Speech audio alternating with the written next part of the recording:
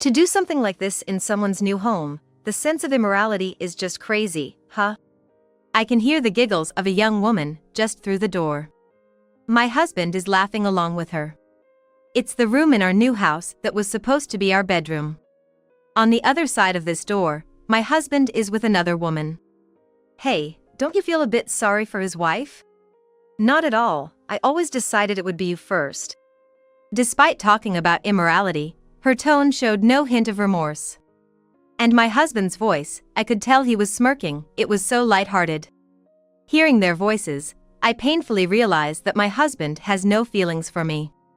I can't believe it, and I don't want to, but my breathing gets heavier with the shock. The new house that was just finished for us, I couldn't have imagined this turn of events just a while ago. The arrangement of the bed, the color of the bedding, the design of the indirect lighting that also serves as decor.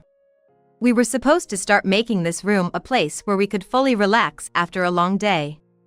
For this, we saved up money for years, nearly spending it all, but it seemed like nothing compared to the excitement for our new life. But now, it's all falling apart right before my eyes. I'm so shocked, I could literally faint, my head is in my hands. What should I do now? Should I confront them right away? Or should I record this as evidence? But if I go in, what if they turn violent? I hesitate, fearing for my safety. While I'm pondering, I notice a long rod in the corner of my eye. It's a tension rod, bought for safety. I was planning to put it between the ceiling and a shelf after finishing unpacking. Seeing it, a slight smile forms on my lips. That's right, I could just lock them in. My name is Holly. I'm a 29-year-old working at a multinational company, and I met my 32-year-old husband while handling some official paperwork. We don't have kids. While we're living comfortably now, I grew up poor. In a rundown apartment with shared bathrooms and hardly any meat to eat, feeling hungry almost every day. It was too embarrassing to invite friends over as a kid. My parents worked tirelessly, but our situation never improved, and family vacations were an unattainable dream. Some say love is all you need, but without money, you can't do anything. My parents, who married for love, were always arguing about money. Perhaps that's why my dream was always to live a life not troubled by money. Fortunately, I was good at studies, went to a college on a scholarship, and took as many useful qualifications as I could.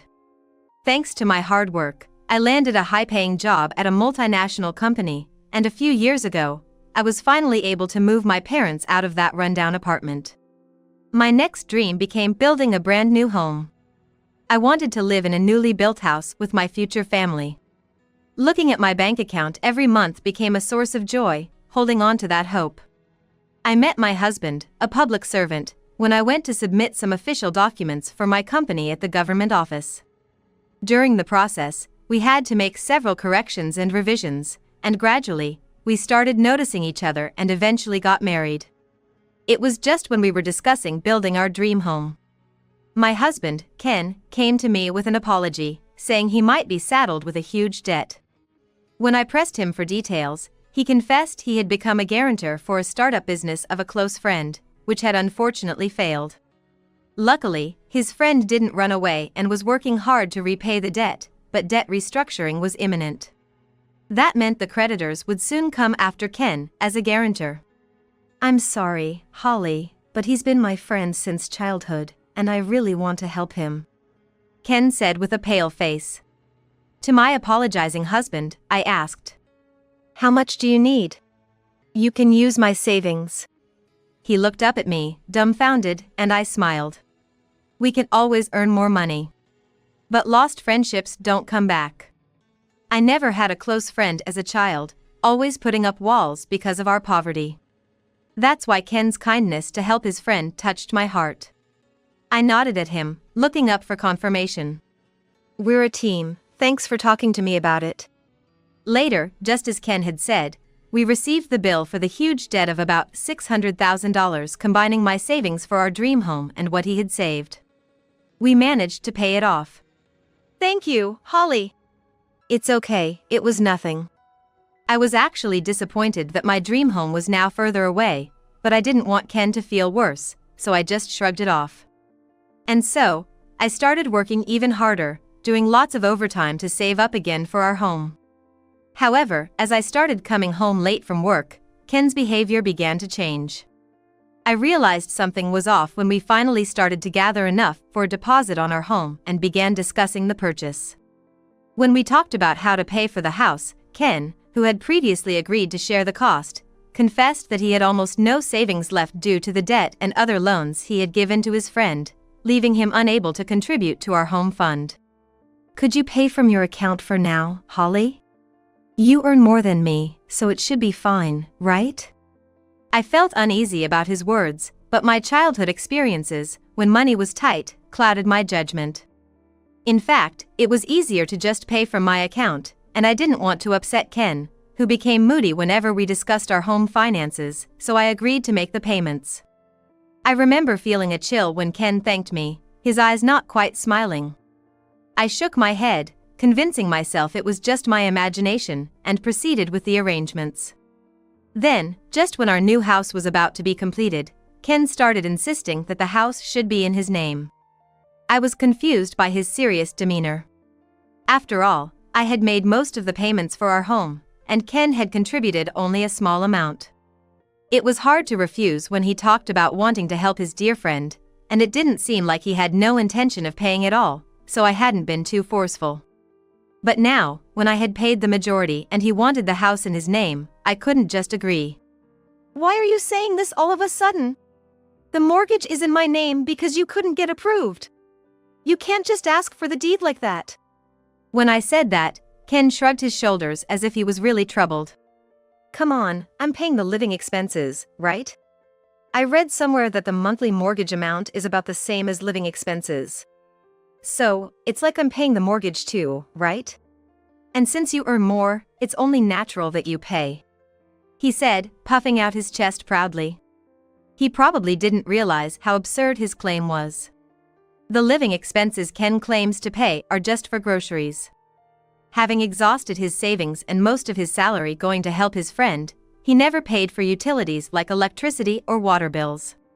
What he's referring to must be the cost of living expenses, including rent for apartments or condos. Doesn't he understand, working at the government office, that the few $1,000s he contributes each month are nowhere near the monthly mortgage payments? He's forgotten that he's completely dependent on me and somehow convinced himself he's paying an equal share. "Yeah, I'm the one paying. It's not that simple to just change the ownership. Besides, whose name it's in shouldn't matter, we're married." I sighed in exasperation. Ken looked at me pleadingly. "Don't say that, Holly, please. For my pride as a man, I want it to be known that I built this house." When I asked for the reason, it turned out he had boasted to his parents that he had paid for the house himself. "Why did you tell such a lie?" When I asked why he had lied, his face turned sour. "What's that supposed to mean, Holly? You don't want to support your husband? I can't tell people that my younger wife paid for the house." This wasn't about whether or not I support my husband. My question was about why he felt the need to brag like that. "There's no need to say who paid what, right?" I replied, feeling irritated. I understand having pride, but that's no excuse for lying, and there's no need to specifically mention who made the house payments. Especially since Ken hasn't really paid for the house. To be honest, I thought I was being generous by agreeing to joint ownership. "Come on, don't be mad. I'll pay my share eventually. Just change the ownership first," he said, trying to calm me down and put his arm around my shoulder. I gently moved his hand away and stood up from the worn-out sofa.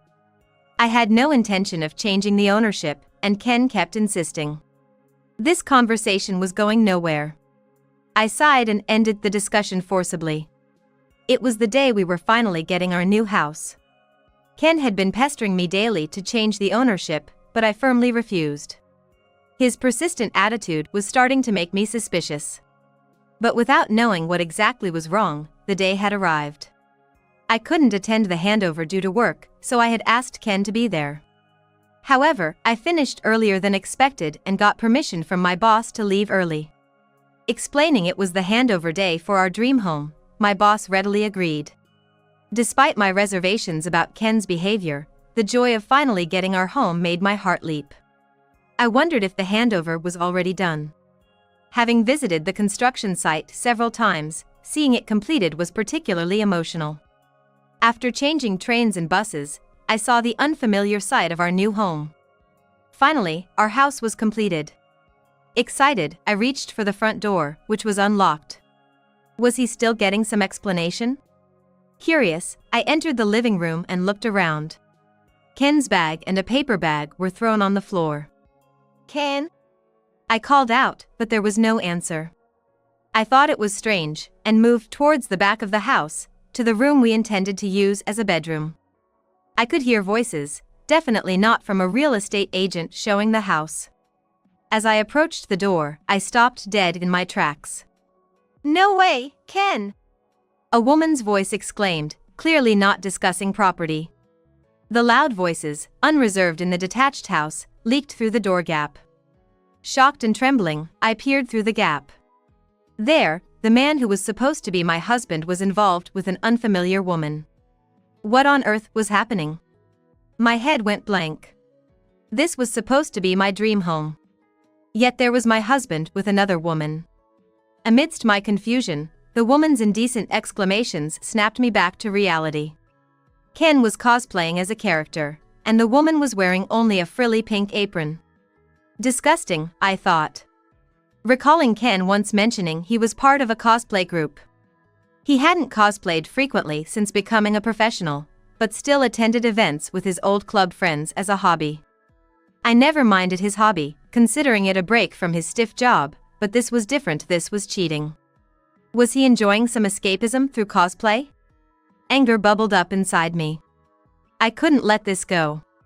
There's no way I can forgive this. Everything I dreamed of, my marriage, all tarnished. In my fury, I took a discreet photo with my phone and silently closed the door gap. I pondered how to get back at them for this betrayal. That's it, I'll lock them in. Muttering to myself, I slipped out of the house to execute my plan. I hurriedly bought a tension rod from a nearby hardware store, carefully setting it up at the only entrance of the room, ensuring they couldn't easily escape. There were windows, but their original clothes were in the paper bag in the living room, so they likely couldn't change to escape through the windows. I had effectively created a locked room and reached for my phone. It's a new house after all. I should show it off to the whole family. And while I'm at it, let them see those two, trapped in their disgraceful state. I called my parents, Ken's parents, and all our relatives, inviting them to an impromptu housewarming. Despite the short notice, relatives living nearby happily agreed. About 2 hours later, everyone gathered in front of our new house. As I received compliments on the beautiful house, tears started streaming down my face uncontrollably. Yes, it was a beautiful house. I had saved diligently to finally acquire my dream home. I never imagined it would come to this. My sudden crying caused a stir among the relatives. I bit my lip in frustration. Thank you all for coming today, but I must apologize to you. Not bothering to wipe away the tears, and spilled everything that was happening in the house. My husband, Ken, is cheating on me in this house. I told them about today being the handover day. How I had come home early from work to find him with an unknown woman in the room meant to be our bedroom. And even after 2 hours, they were still indulging in their affair. Is that true, Holly? The relatives initially reacted with shock, then fell silent at the pained voice of my father-in-law. He gripped my shoulder, pale-faced, and I nodded solemnly. Ken is inside the house, right, Holly? My angry father said and stormed into the house, with the rest of the relatives following suit, as if on cue. Amidst the bustling relatives, the two involved finally seemed to realize something was wrong. They tried to leave the room but found the door blocked by the tension rod, causing a mild panic. What? Why won't it open? Why are there so many voices? Is someone here? When I removed the tension rod, the sliding door flung open. Ken, in his costume, and the woman wearing only an apron clinging to him, were met by a wall of relatives. Dad! What? Why are you all here? Ken stammered, hurriedly hiding the woman behind him. What is this, Ken? Who is this woman? My in-laws demanded, visibly furious. The relatives bombarded Ken and the woman with questions and accusations. We thought this was a happy occasion. What is this? What are you doing in such a ridiculous outfit? Ken started to tremble and stammer out excuses. No, this is just cosplay. She's a friend from my college, here to celebrate. Yes, a celebration. Hey, wait. Ken. The woman panicked, suddenly thrust forward by Ken. He had initially shielded her, but now seemed more concerned about his own safety. See, this is Mary. She came to celebrate, right? Right. Pushed forward, the woman named Mary tried to cover up the situation. I'm Mary. We were just cosplaying for the housewarming. With a sense of resignation, I couldn't help but laugh bitterly. That's ridiculous. Stop lying. Mary jumped at the sharp rebuke from my mother-in-law. The relatives, who had been voicing their complaints, suddenly fell silent. Ken's parents have always been strict. Even during our marriage introduction, Ken was more nervous than I was. They despised dishonesty and would quietly lend a hand to those in trouble. I thought Ken had inherited their temperament, especially after he saved his friend from financial ruin. But it seemed I was mistaken. Overwhelmed by the intense scrutiny of everyone, Ken and Mary collapsed to the floor. What a terrible betrayal, Ken. At that, Ken finally gave in, or maybe he just couldn't meet my father's gaze, and he looked down. I asked everyone to move to the living room and had Mary put on her clothes. When I handed her the paper bag, she snatched it from me, glaring. How dare you? But I glared back just as fiercely. Her glare meant nothing to me. After all, she was the mistress. The women shielded her from the men's view as she changed, but their gazes were icy. Ugh, this is unbearable. I was only with him because he was paying me. Mary grumbled as she dressed, then angrily threw the apron to the floor. There, I'm changed, she announced arrogantly, causing an aunt to raise her eyebrows in disgust. After doing something like this, don't you have any remorse? I couldn't help but raise my voice. Mary scoffed. You're Ken's wife, right? It's because you couldn't satisfy him that he cheated. I was the princess of our cosplay club, and I was doing you a favor by being with him. You should be thanking me, she said, flipping her hair and laughing scornfully. Her words made my blood boil. I clenched my fists to keep from striking her. Sure, Mary was known as the princess of the cosplay club and she was quite attractive. But inside, she was a terrible person. Was this woman really the one who destroyed everything for me? Stay away from someone else's husband, I shouted, and someone had to hold me back from lunging at her. Calm down, they said, but I was far from calm. After having Mary sit next to Ken, who was already being scolded by the men, I pulled out something from the pocket of my suit that I had retrieved earlier from the corner of the room they were in. What's that? Ken asked fearfully, too distressed to even fix his disheveled wig.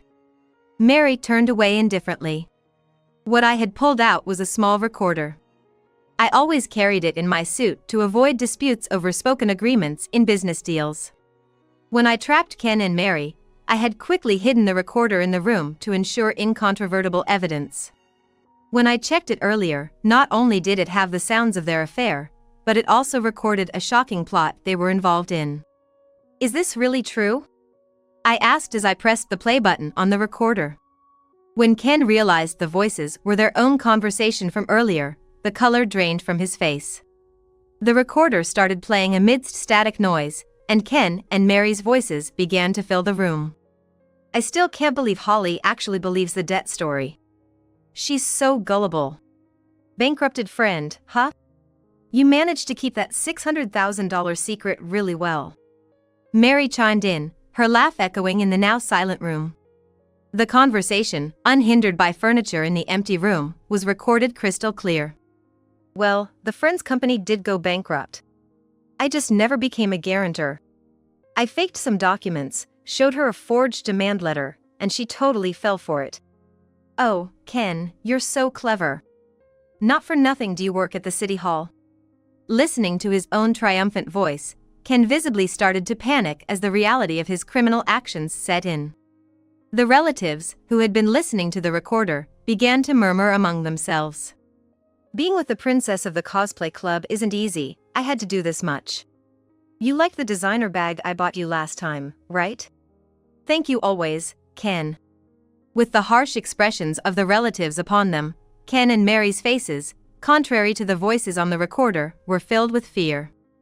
I stopped the recorder as it began to play the sounds of their renewed activity. Biting my lip in frustration, I tasted a hint of blood. Holding back tears that threatened to spill, I glared at Ken and Mary. The realization that the money Ken claimed was for helping a friend, was actually used to lavish gifts on Mary, made my vision go dark when I first confirmed it. The money I had worked tirelessly to save for our home had been squandered on this woman. As if the financial betrayal wasn't enough, they planned to transfer the house into Ken's name, divorce me, and take the house too. His insistence on changing the house's ownership wasn't about male pride, it was pure greed. I trusted you, I said, covering my face with my hands. As tears slipped through my fingers. I had believed in Ken when he said he wanted to help his friend. I thought the man who had smiled and promised to work hard with me towards our dream of owning a home was gone, but a part of me had still held on to hope. Looking at Ken's face, I tasted despair anew. With no excuses left, Ken just sat frozen. Then, one of the relatives who had heard the recording spoke up. This is fraud. It's criminal. We should call Mary's parents too. What? Fraud? I just took the money he offered. My parents have nothing to do with this. Mary protested, trying to stand up in a panic. We forcibly got her parents' contact details and called them. Surprisingly, they lived in the next town and arrived in a hurry. Initially confused by the crowd, they rushed to Mary upon spotting her. What's all this? Mary, what have you done? Fraud? An uncle briefly explained the situation and played the recording for him. Initially defensive, Mary's father fell silent as the recording played. How could you, Mary? Mary, flustered, tried to deny the accusations. Wait, I just took the money Ken said he'd give me. It's not fraud. Be quiet. Silenced by her father's stern command, Mary quieted down immediately. We are terribly sorry for what our daughter has done. Unfazed by Mary's protests to let go, he continued apologizing. An apology from their parents couldn't heal the wounds inflicted on me. First, I will be divorcing Ken, I announced, and Ken visibly flinched at the mention of his name. His pained expression, as if he were the victim, only fueled my anger. Also, I will be demanding repayment of the debt I covered within a year, and I will ask both of you for alimony, I continued, pulling out my notebook to show them the amount I had paid, now adding alimony to it. Ken and Mary started trembling at the sight. A year is impossible. You won't be allowed to say it's impossible, Ken began, but I cut him off with a sharp glare. I wished they could pay me back immediately. Furthermore, I want you to buy this house. I can't possibly live in a house where such acts took place, I said through clenched teeth. Ken and Mary began to protest the impossibility of meeting these demands. We can't possibly pay that amount. The debt I had covered, some alimony, and buying the new house. The total was in the million. I knew they couldn't pay it off even if they sold the house. But I had no intention of lowering the amount. Please, it's impossible, reconsider, they pleaded, but the agitated relatives started to express their anger. You should never have done this in the first place. Just pay up honorably, they criticized, and the two shut their mouths in frustration. I could report this as fraud to the police, I added, and upon hearing this, Ken and Mary finally slumped in defeat. Later, I heard that Mary had been disowned by her family and had gone to work in the nightlife to repay the debt. Her parents kept a watchful eye to ensure she paid it back, but by the time she finished, she had become addicted to the lifestyle. She got caught in a cycle of creating new debts and working nights, eventually leading her parents to disown her. As for Ken, eager to escape his debt, he borrowed money from shady lenders to pay me back. Without savings, he couldn't keep up with the repayments and ended up with debt collectors showing up at his respectable workplace, forcing him to resign. Having lost his job, he had no means to pay back the growing debt and ended up in forced labor far away. A crumpled letter forwarded to my mailbox contained words of reconciliation and his current situation. As the doorbell rang, I threw the letter into the trash, opened the unfamiliar front door, and welcomed my parents. With the money returned and the sale of that dreadful house, plus the alimony paid, I had managed to buy a new home. A dream home for me and my parents. For a while, I planned to live happily with them.